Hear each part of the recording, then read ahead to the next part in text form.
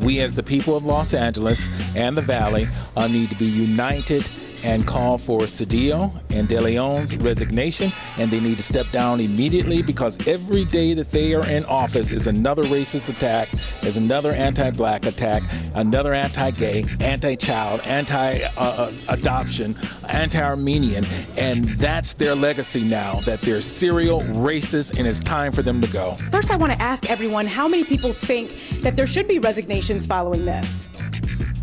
That's unanimous here. Black Americans here in LA have constantly coalition with other groups to help them get their political power. It's time for those coalitions to work in reverse and prioritize the needs of Black Americans, Black Angeles specifically. We just need an entire culture change and just be able to strengthen just independent parties so we can hold these elected officials accountable. There needs to be no opportunity in redemption either. The African American vote is under attack nationally, state by state, and now we know locally. And it needs to be addressed, and we need to maintain our power despite all the racist comments that are going on today. Nuri's apology was insufficient. She needs to come back to the table and apologize to all of the communities she's offended, and really have be addressed by the African American community, hear the hurt firsthand. I think her being able to just jump away and resign was an easy cop-out.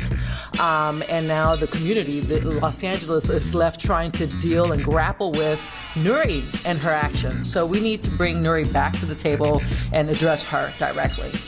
We finally got to unify Koreatown into one district after decades, and then as soon as we were celebrating the victory, the news came out that 4 city leaders were talking, really, saying racist comments and just disparaging every member of our community. So, I think they're all spineless, and we need to see some resignations soon.